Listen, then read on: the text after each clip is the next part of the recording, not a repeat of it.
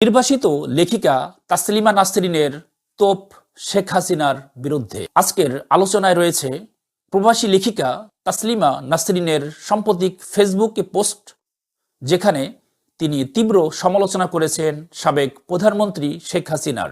বই নিষিদ্ধকরণ থেকে শুরু করে তার ব্যক্তিগত জীবনের নানা ঘটনা সবই উঠে এসেছে এই স্ট্যাটাসে। আসুন বিস্তারিত জানি। তাসলিমা নাসরিন তার স্ট্যাটাসে দাবি করেছেন সে শেখ হাসিনা তাকে তার পৈতৃক সম্পত্তির অধিকার থেকে বঞ্চিত করেছেন।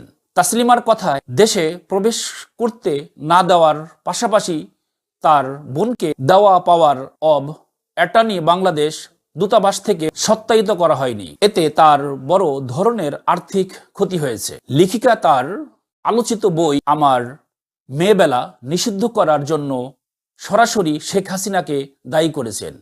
তিনি লিখেছেন, বই নিষিদ্ধ করার পাশাপাশি প্রকাশকদের হুমকির মুখেও পড়তে হয়েছে। তাসলিমার ভাষায় অদ্ভুত হিংসা, ঘৃণা আর দম্ভের কারণে শেখ হাসিনা এমন কাজ করেছেন। তাসলিমা তার স্ট্যাটাসে উল্লেখ করেছেন, বিরোধী নেত্রী খালেদা জিয়াকে অন্যায়ভাবে সাজা দেওয়া হয়েছে। তিনি আশা করেছিলেন শেখ হাসিনা মুক্ত চিন্তার পক্ষে কাজ করবেন, কিন্তু তার প্রত্যাশা পূরণ হয়নি। তাসলিমা অভিযোগ করেছেন, তার বাবার মৃত্যু শয্যায় দেশ ফেরার আকুল আবেদন শেখ হাসিনা উপেক্ষা করেছিলেন।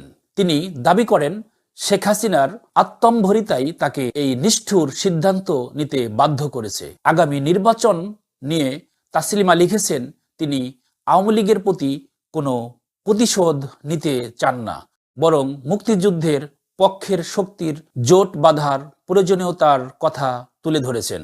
তাসলিমা নাসরিনের এই বক্তব্য সামাজিক মাধ্যমে তুমুল আলোচনার জন্ম দিয়েছে। তিনি তার স্ট্যাটাসে শেখ হাসিনার সমালোচনা করলেও সামনে দিনগুলোতে আওয়ামী লীগকে সক্রিয় দেখতে চান বলে মন্তব্য করেছেন। আপনার মতামত কি? তাসলিমার বক্তব্য নিয়ে আপনাদের মতামত আমাদের জানাতে ভুলবেন না।